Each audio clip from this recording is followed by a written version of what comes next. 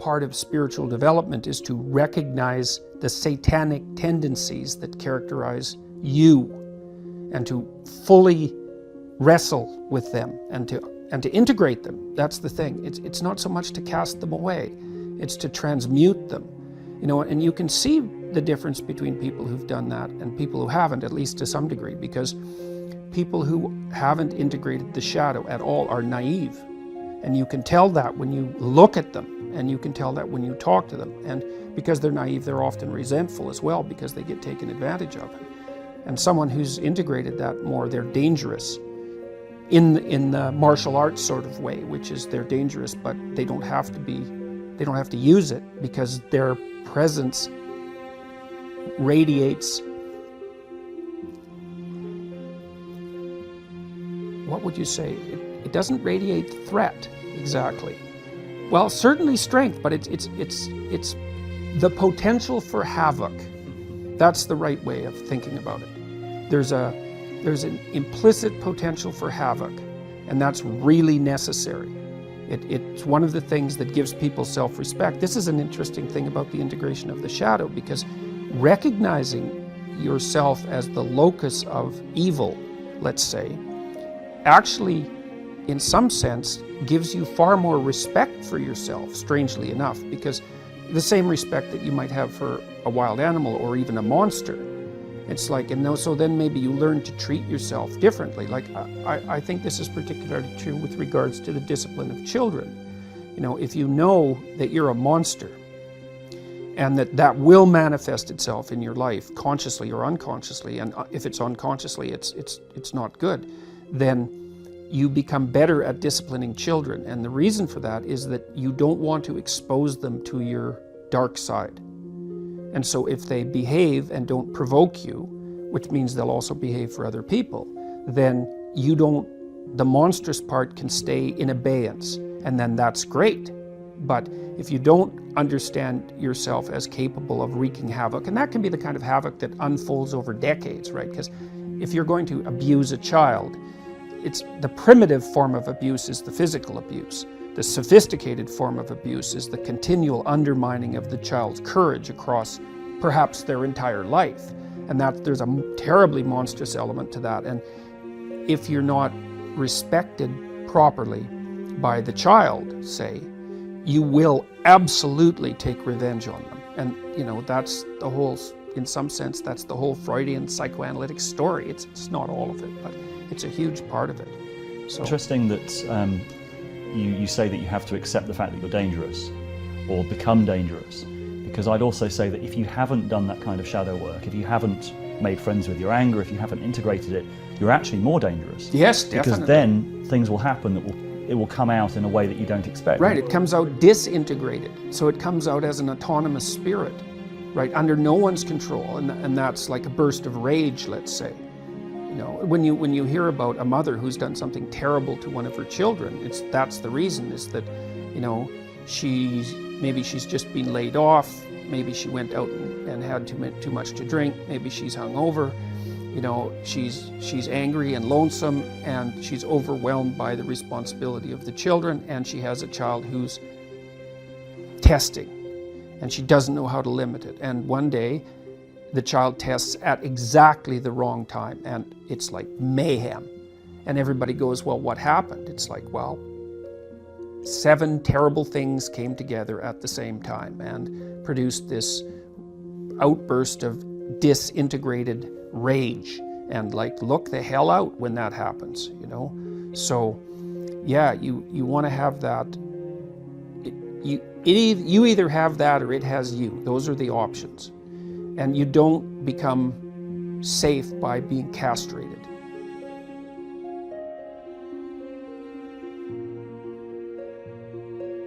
Well, what you want to do is face the dragon and get the damn gold. That's what you want to do. Well, you have to be a paradoxical being even to do that. So, you know, in The Hobbit, it's Bilbo in The Hobbit, you know, he's kind of this little underdeveloped, overprotected Shire dweller, and he's called on a great adventure to go and find the dragon, and he has to become a thief in order to manage it. Well, that's pretty weird, you know. It's like, well, it's because as a good citizen, he's just not enough to conquer a dragon. He has to also become a bad citizen in some sense. He has to incorporate the part of himself that's monstrous, let's say, and develop that and hone it. And that's to say that, well, if you're harmless, you're not virtuous. You're just harmless. You're like a rabbit. A rabbit isn't virtuous. It just can't do anything except get eaten. It's not virtuous. If you're a monster and you don't act monstrously, then you're virtuous. But you also have to be a monster. Well, you see this all the time. Harry Potter's like that too. It's like he's flawed, he's hurt, he's got evil in him. He can talk to snakes, man. He breaks rules all the time. All the time. He's not obedient at all. But you know, he has a good reason for breaking the rules.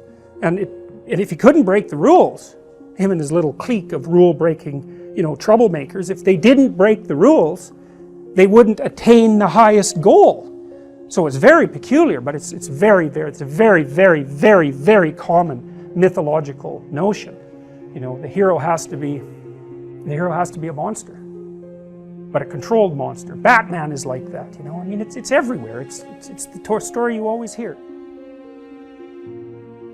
One question is, you know, you're kind of implicitly moral insofar as you're socialized. But that's sort of procedural, it's just built into you. This is different. This is also becoming conscious of it and expanding out your personality into dimensions that it wouldn't normally occupy. So this happens to people all the time. So, for example, lots of my clients, my clinical clients, are too agreeable. And they're generally women, because women are more agreeable than men, but not always, because I've had agreeable men as clients as well. And what happens is they're resentful and they don't know how to stand up for themselves, and it's because they're very compassionate by nature. And so if you're entering into a negotiation with them, they'll let you win. Well, that's not so good, because you know you need to win too, especially if you're in an organization of adults where there's a struggle, right? When you have kids, you can let them win, especially infants. You have to let them win, and that's partly why compassion is so necessary. But as a basis for negotiation between adults, it's like, sorry, it's insufficient. You have to be a bit of a monster so that you can say no.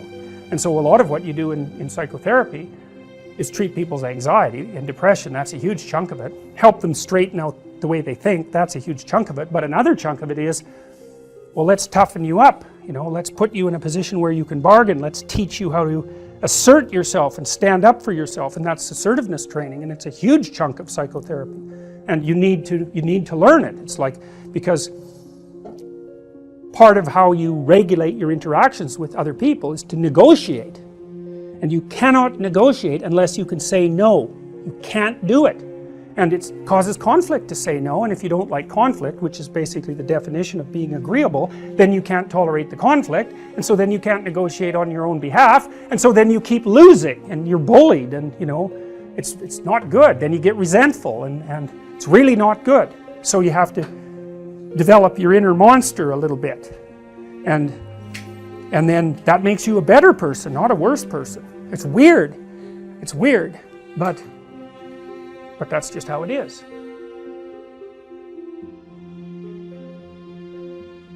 So the question is, why do people pursue rewards that don't produce this resonance? They don't have a value hierarchy. So Pleasure Island, it's a good example. Those kids that were brought there were lost. So they didn't have anywhere to go. They didn't have an identity. So they default to local pleasure.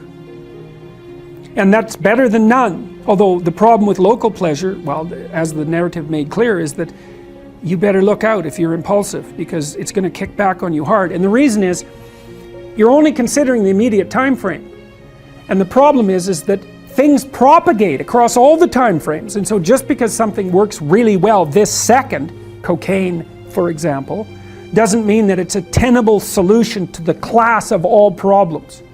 So usually, often people pursue local pleasure because that's the best they can imagine. It's the best they've been taught. They don't see another alternative.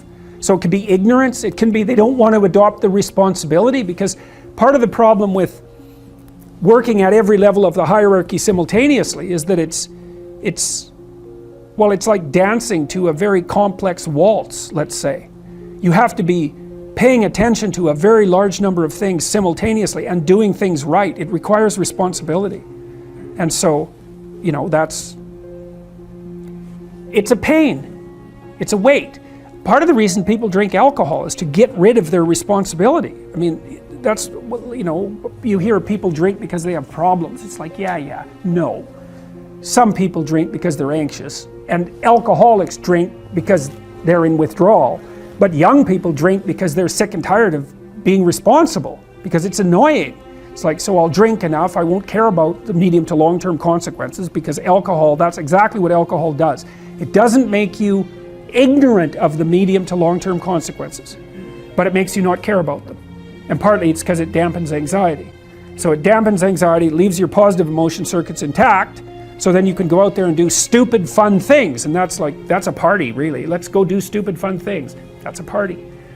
But the medium to long-term consequences are, it's risky. It doesn't mean you shouldn't do it, but it's risky. So, yeah, they don't know better. That's the answer, I would say.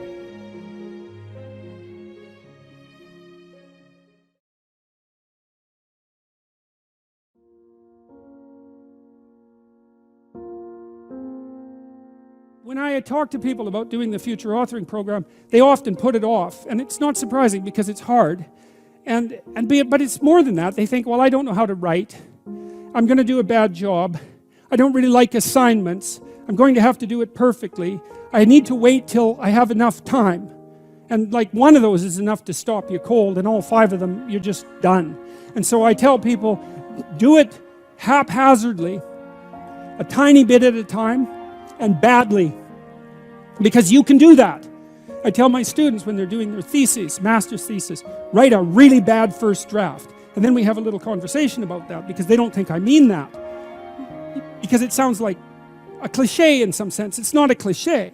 It's not a cliche at all. It means you're a terrible writer. But if someone put a gun to your head and said, you have to have your 100-page thesis done by next Monday, or I'll shoot you, but I don't care how terrible it is, you would sit down and write it. And the thing is, then you have it, right? Then you have something, and then you can fix it. You can iterate and fix it. That bad first draft, that's the most valuable thing. And so that's what you need. You need a bad first draft of yourself. And there's an idea that Jung developed about the trickster and the jester, the comedian, right? That the trickster is the precursor to the savior. That's one of the things I learned from Jung that was just, it's so unlikely. You'd never think that. It's so amazing that might be the case. But the satirical and the ironic and the troublemaker, the comedian, the fool is the precursor to the savior. Why? Because you're a fool when you start something new. And so if you're not willing to be a fool, then you'll never start anything new. And if you never start anything new, then you won't develop.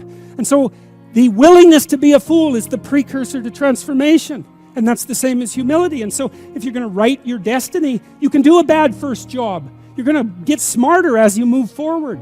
That's the thing, is that, so something beckons to you. That's what happens here. Maybe the star that Geppetto wished on was the wrong damn star, but at least it was a star, right? At least it was in the sky. At least it moved him forward. And so you say in your life, well, something grips you and fills you with interest. And you think, well, should I do that?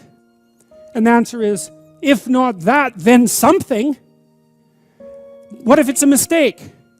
It's a mistake. Rest assured. What do you know? You're going to stumble around, right? And what's going to happen is this. You're going to move, you're going to not stay in stasis. You're not going to wander around in circles. And I see people like that. They said, well, I never knew what to do, and now I'm 40. It's like, that's not so good. That's not so good. And you might say, well, and there is a literature too that suggests that people are a lot more unhappy when they look back on their lives about the things they didn't do than they are about the mistakes they made while they were doing things. And so that's really worth thinking about too, because there's redemptive mistakes. And a redemptive mistake would be a mistake that you make when you go out and try to do something. You know, you think, okay, I'm going to try to do this. And you're not good at it. You make a bunch of mistakes. It's like, well, what's the consequence? If you pay attention, is you're not quite so stupid anymore. That's the thing, is you've been informed by the results of your errors. And so what happens is, you follow the beacon, you follow the light. And you're blind, so you don't know where the light is. It's dimly apprehended only, and you're afraid to follow it. But you decide to take some stumbling steps towards it. And as you take stumbling steps towards it, you become illuminated and enlightened and informed.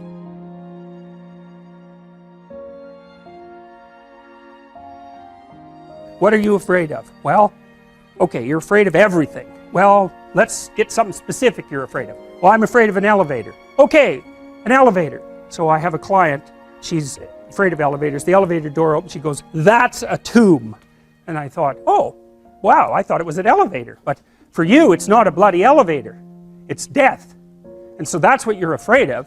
It's worse than that. You're afraid of being trapped inside there in the dark alone, not knowing if anyone is going to rescue you, stuck there with your damn imagination, freaking out. It's like, and if that's not, and then maybe you have a heart attack because you're so terrified and you die. It's like, you know, so that's the elevator.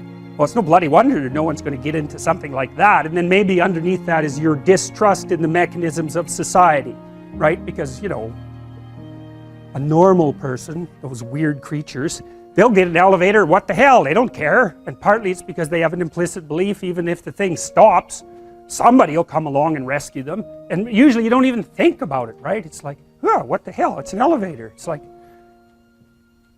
the danger is invisible to you. And it's partly because you implicitly trust the structure. And so maybe you go into the unconscious presuppositions of the person who is terrified of the elevator and the subways, and you find out they have a real problem with trusting authority, and that's partly why they don't get along with their husband and why they've never been able to stand up for themselves. So then you say, okay, well, you're afraid of the damn elevator, but it's not an elevator, it's a tomb, and the tomb is partly you and it's partly the elevator and partly your unconscious mind. And so, well, what can you handle? Can you go and look at an elevator from 10 feet away? It's like, yes. Okay. How about 9 feet away? Yes. 5 feet? Yes. 4 feet? No. Okay, no problem. 4.5 feet. We're going to go from that elevator. We're going to look at the damn thing until you're bored of it. Because that's what we're trying to... You should be bored of the elevator. Because then you're not afraid of it, obviously. It's like, it's an elevator. You just don't notice it, right? So... this week they're 4.5 feet from the elevator. Next week they're a foot from the elevator. And the week after that, the horrible gates of hell open and they look inside and they don't run. And so, hey, they're tougher than they thought they were. And that's what you're teaching them, actually. You're not teaching them that the world isn't dangerous. Because that's a stupid thing to teach someone. Bloody right, the world is dangerous. It's terrifying. And sometimes people they realize that. And the veil lifts. And they see horror everywhere. They see that. And then they think, well, I'm just a little rabbit. I'm over here in the corner. I can't move. I'm petrified.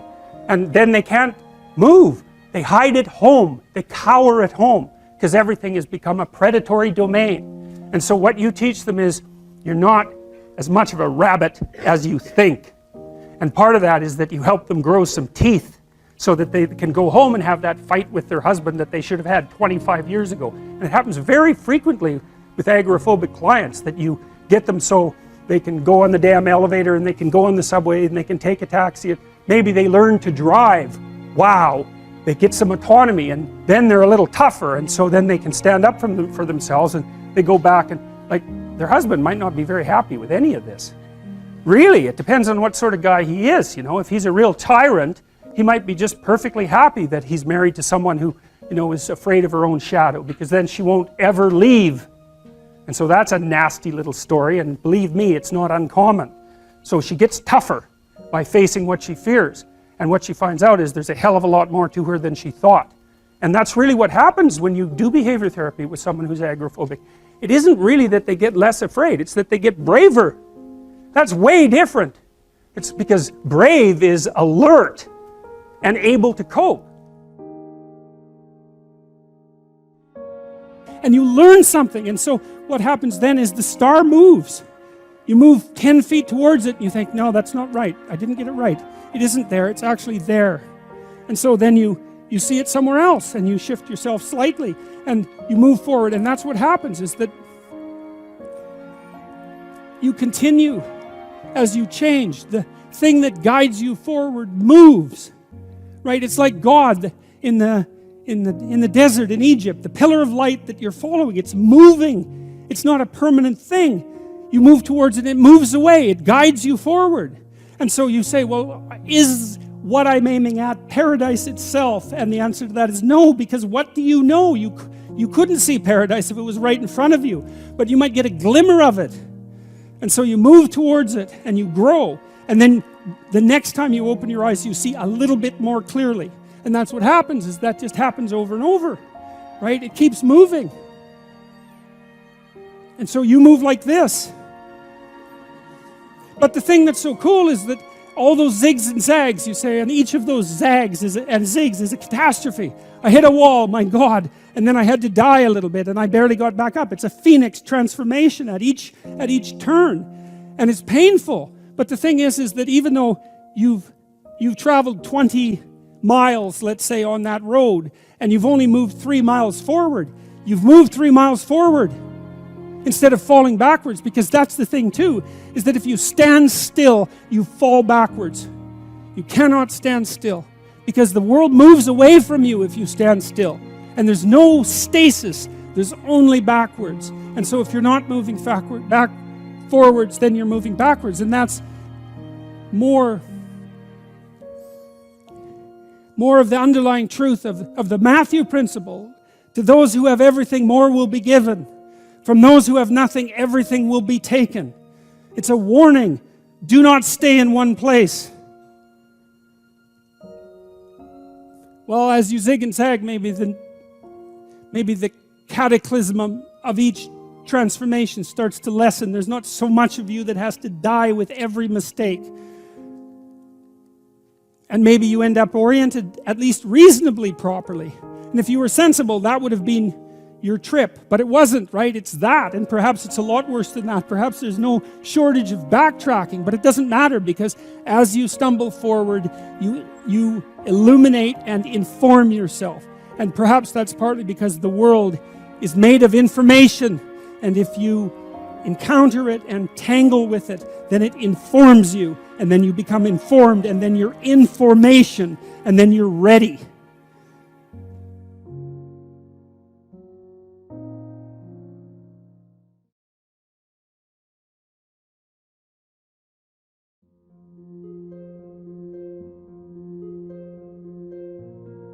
Because it could be that there are ways of being in the world that justify the world. And there are ways of being in the world that make the world unbearable.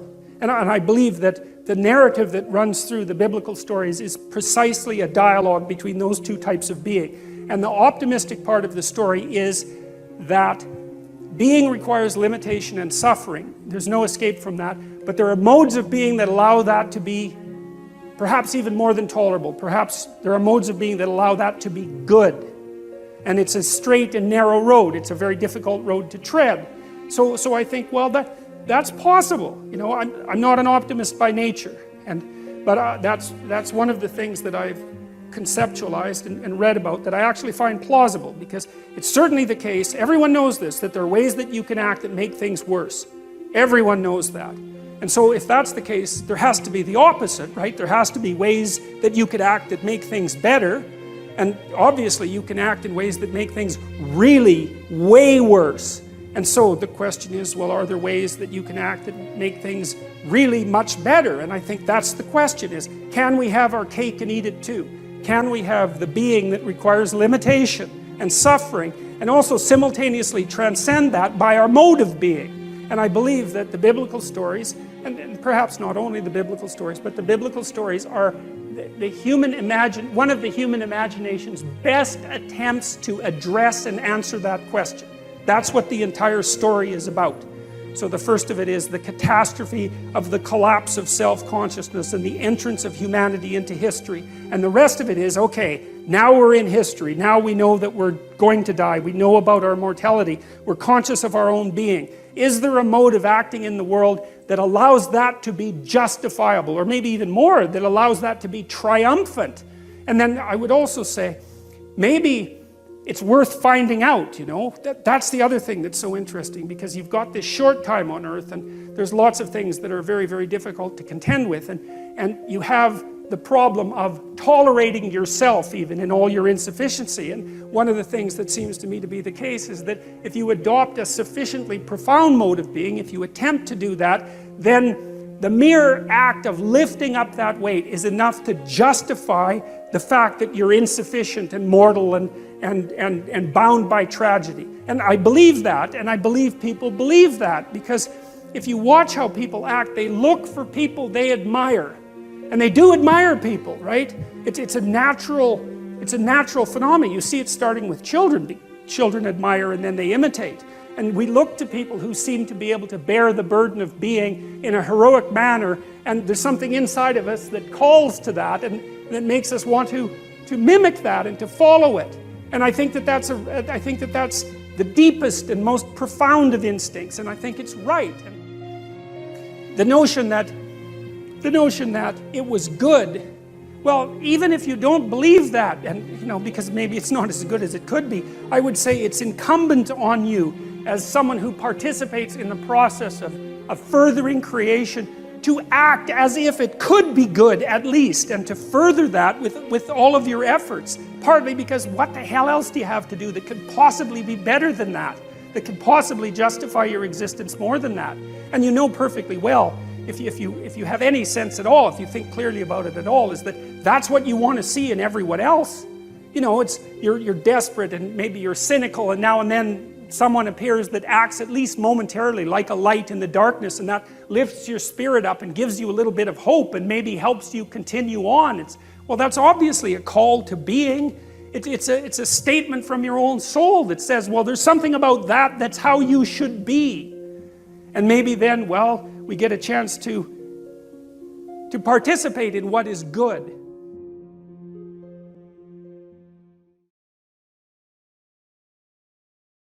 You might have heard about B.F. Skinner. He used food pellets to motivate his rats, but what you don't know about Skinner is that those rats were starved to 3/4 of their normal body weight. So they would work for food, man.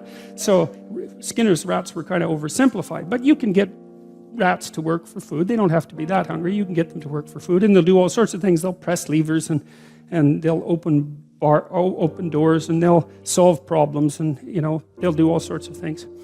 And one of the things you can do to kind of measure how much the rat is motivated is, let's say you've run him through a maze and he knows there's some food at the end of the maze. You can tie a little spring to his tail and see how hard he pulls when you open the door to the maze. So because that's how much work the rat is willing to do, so you can measure that.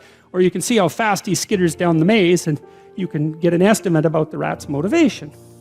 And so then you might say, well, how motivated is a hungry rat? And the answer would be, depends on how hungry he is. But there's another answer.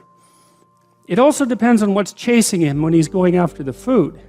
So if you have a rat and you have food over here and you waft in some cat odor, rats hate cat odor, and it's innate. They never have to see or smell a cat to be absolutely petrified by cat odor. And so if you waft in some cat odor and then open the door, that rat will zoom to that food a lot faster than it will if it's just hungry. So a rat running away from something that it doesn't want towards something that it does want is a very motivated rat. And so one of the things we did with the future authoring program that's germane to this idea of terror, because there's this idea in the Old Testament that the fear of God is the beginning of wisdom, and it's a pretty harsh idea. But there's something really useful about it, because one of the things you see with people all the time is that maybe they're trying to stumble forward towards their ideal, as poorly defined as it might be, but then they're afraid, right? They're afraid about what they might encounter, and that stops them, because fear does stop people. It freezes you like a prey animal, and so people move ahead, but then they get afraid, and then they stop moving ahead. And that's not so good, because negative emotion is a really powerful motivator. So we're more motivated by negative emotion than positive emotion, quantitatively speaking. Quantitatively speaking, you can measure that. And that's, I think, because we can only be so happy, but we can really be suffering and dead, So we have to pay more attention to the negative. And that's bad, because the negative can stop you. And then in my clinical practice, I often talk to people who are trying to make a difficult life decision, and they're weighing out the costs and the benefits of making the life decision, And one of the things I always talk to them about is, wait a second, that's an incomplete analysis. You have to weigh out the benefits and the costs of doing this. And you have to weigh out the costs and benefits of not doing that, not doing it. And that's not the same as the zero that you assume that you're starting with, right? Because to not make a decision also has a cost. And sometimes the cost of not making a decision is far worse than the cost of making a decision, even if the decision is risky. And so one of the things you can derive from that, and this is very useful, I think, is that this is also, I think, why it's so useful to contemplate your mortality, so to speak, is you're screwed no matter what you do. You know, and that actually frees you, is that you have path A that has catastrophes and you have path B that has catastrophes, and you don't get to have the no catastrophe path, but you get to pick which one. And that's really something, because if you know that there's terrible risk associated with everything that you do and don't do, then you can afford to take some risks, because you're not, you know, and this is all within the ark metaphor. I'm still making the case that despite the fact that your life is essentially catastrophic, you can make a covenant with the highest ideal, and that will take you through it the best way possible. I'm still making that case. So then you think, okay, well, I'm trying to make this decision. I'm going to go try to do something difficult, and isn't that terrifying? And then you think, yeah, but wait a minute. What's really terrifying is not doing it.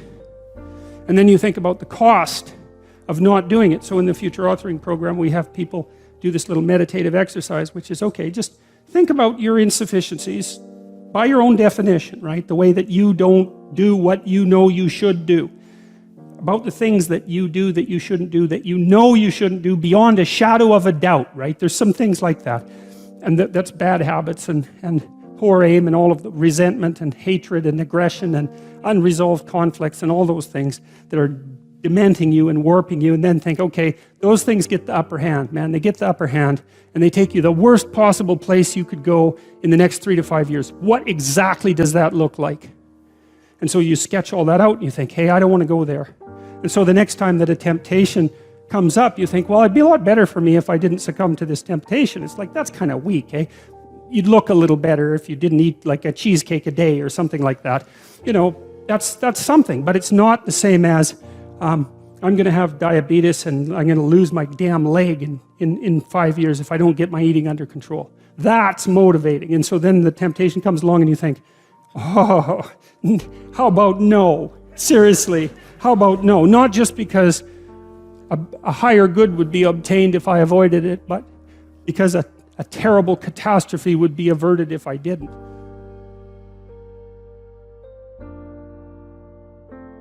Well, so you want to get your fear behind you, right?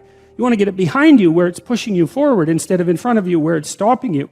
And you get your fear behind you, pushing you forward by actually thinking through the consequences of not putting your life together. And the least of those is that you waste it and suffer, right? Because you're going to suffer anyways, man. So you waste it and suffer. That's a bad deal. Because maybe if you're going to suffer, you could at least do something noble and glorious and upright and powerful and honorable and admirable and helpful and difficult.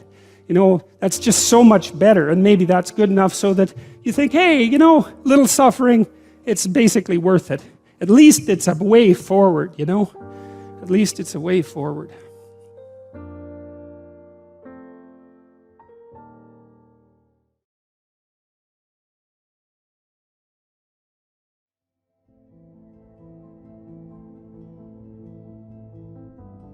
What should move forward in time with me, and what should be let go as if it's dead wood? And the more dead wood that you let go of and burn off when you have the opportunity, the less it accretes around you. Here's something interesting about forest fires, you know. People have been trying to prevent forest fires for a long time. The forest fire can burn so hot that it burns the topsoil right off. In which case you don't have a forest at all anymore, you just have a desert. And lots of trees are evolved to withstand forest fires of a certain intensity, and some won't even release their seeds unless there's been a fire. And so a little bit of fire at the right time can stop everything from burning to the ground. And that's also a really useful insight, a metaphorical insight into the nature of sacrifice, right? It's also a lot easier to let go of something when you're deciding to let go of it, because you've decided yourself that you're done with that. It's a weak part of you. It needs to disappear. You do that yourself, it's much better and much easier than it is if it's taken away from you forcibly, in which case you're very much likely to fight it. There's another interesting thing here, a motif that runs through the entire Bible. It's a very, very powerful motif, and it's partly associated with this idea of walking with or walking before God. And you know, in the New Testament, Christ says something like, thy Father's will be done, and he means that that will should be done through him. And so I won't be able to state this exactly right, but it's something like this. You know, a lot of what people regard as their own personalities and are proud of about their own personalities aren't their own personalities at all. They're useless idiosyncrasies that differentiate them trivially from other people. But they have no value in and of themselves. They're more like quirks. I remember once I was trying to teach a particularly stubborn student about how to write, and she had written a number of essays in university and got universally walloped for them, and the reason for that was she couldn't write really at all. She was really, really bad at writing. And so I was sitting down with her trying to explain to her what she was doing wrong, and she was being very annoying about it, very recalcitrant, very, very unwilling to listen. That was a pearls before swine thing, you know. And at one point she said, I can write perfectly well. This university professors just don't like my style. And I could feel my hands creep towards her neck. Yeah, well, that'd be funny if it wasn't true, but it was also true. You know, and I thought, what the hell's with you? You can't even write, and you think you have a style. And not only do you think...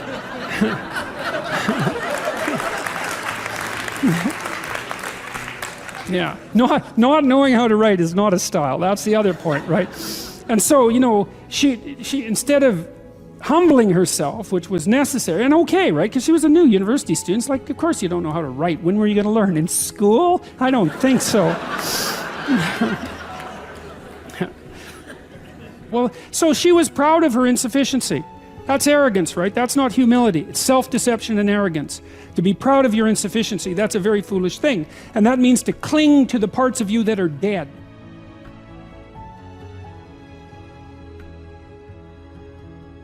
Back to the walking with God idea. You know, as you elevate your aim, you create a judge at the same time, right? Because the new ideal, which is an ideal you, even if it's just an ideal position that you might occupy, even if it's still conceptualized in that concrete way, that becomes a judge because it's above you, right? And then you're terrified of it, maybe. That's why you might be afraid when you go start a new job, right? Because this thing is above you and you're terrified of it, and it judges you. And that's useful because the judge that you're creating by formulating the ideal tells you what's useless about yourself, and then you can dispense with it. And you want to keep doing that, and then every time you make a judge that's more elevated, then there's more useless you that has to be dispensed with. And then if you create an ultimate judge, which is what the archetypal imagination of humankind has done, say, with the figure of Christ, because if Christ is nothing else, he is at least the archetypal perfect man and therefore the judge. You have a judge that says, get rid of everything about yourself that isn't perfect. And of course, that's also what God tells Abraham, right? He says to be perfect, to pick an ideal that's high enough, and you can do this. The thing that's interesting about this, I think, is you can do it more or less on your own terms. You have to have some collaboration from other people, but you don't have to pick an external ideal. You can pick an ideal that fulfills the role of ideal for you. You can say, okay, well, if things could be set up for me the way I need them to be, and if I could be who I needed to be, what would that look like? And you can figure that out for yourself, and then instantly you have a judge. And I also think that's part of the reason people don't do it, right? Why don't people look up and move ahead? And the answer is, well, you know, you start formulating an ideal, you formulate a judge, it's pretty easy to feel intimidated in the face of your own ideal. That's what happens to Cain versus Abel, for example. Then it's really easy to destroy the ideal instead of to try to pursue it, because then you get rid of the judge.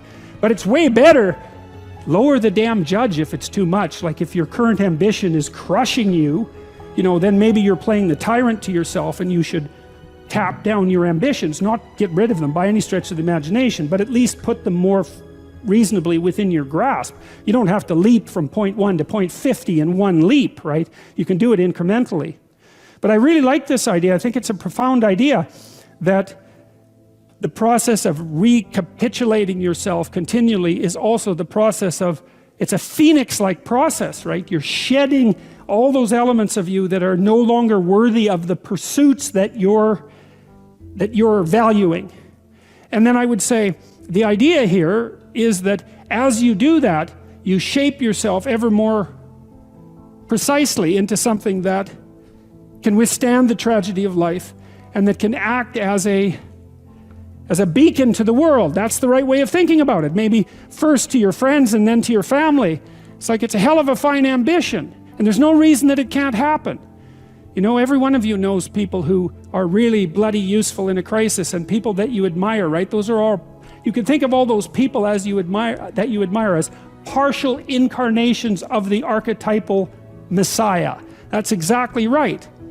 And the more that that manifests itself in any given person, then the more generally useful and admirable that person is in a multitude of situations. And we don't know the limit to that. But people can be unbelievably good for things, you know. It's really something to behold.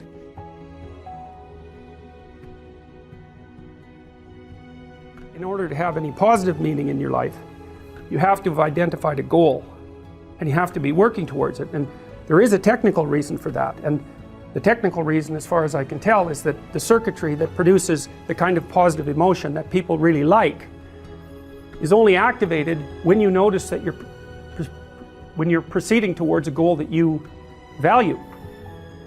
And so that means that if you don't have a goal that you value, you can't have any positive emotion. So technically that's the incentive reward system, and the underlying circuitry is dopaminergic, and when that circuitry is activated, then it's part of the exploratory circuit. It gives you the sense of being actively engaged in something worthwhile. And that's, you know, you tend to think of positive emotion as something produced by reward.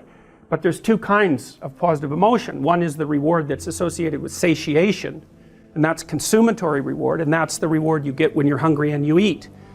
But the thing about eating when you're hungry is that it destroys the framework within which you were operating, right? It's time to eat. Well, you eat, and then that framework's no longer relevant. So the consummatory reward eliminates the value framework. And then you're stuck with, well, what are you going to do next? And so the consummatory reward has with it its own problems, but the incentive reward is constantly what keeps you moving forward. And incentive reward, because it's dopaminergic, also is analgesic, literally analgesic. So if you're in pain, you take opiates, and that will cut the pain, but so will psychomotor stimulants like cocaine or amphetamines. And so it's literally the case that if you're engaged in something that's engaging and you're working towards a goal, that you're going to feel less pain. And you can see this happening with athletes who, you know, they'll break their thumb or something, or maybe sometimes even their ankle, and they'll keep playing the game. Of course, afterwards they're suffering like mad, but the fact that they're so filled with goal-directed enthusiasm means that, well, the pain systems are in some sense shut off. So that's an interesting thing, because what it suggests, I mean, then you could imagine, I might say, well, how happy are you that you've made a certain amount of progress? And if you think about it, what you'd say is, well, it depends on how much progress and in relationship to what. So hypothetically, you're going to be happier if you've made quite a bit of progress towards a really important goal. And then you have to think through what it means for a goal to be really important, because that's not obvious. Now, you could say, you're in this class and you're listening to some information, and maybe there's two reasons for that. You might find the information interesting per se, but let's forget about that for a minute. You need to listen to the information so that you can do well on the assignments, so that you can do well in the class. You need to do well in your classes so that you can finish up your degree. You need to finish up your degree so that you can find your place in the world. You need to do that so that you're financially stable, and maybe you can start a family and have a life, and that's all part of being a good person, something like that. And so that's a hierarchy of goals, and you might say that being a good person would be the thing, however vaguely thought through, that's at the top of that hierarchy. And then when you're doing things that serve that ultimate purpose, then you're going to find those more meaningful, and that meaning is actually produced as a consequence of the engagement of this exploratory circuit that's nested right down in your hypothalamus. It's really, really old. It's as old as thirst and it's as old as hunger. It's really an old system.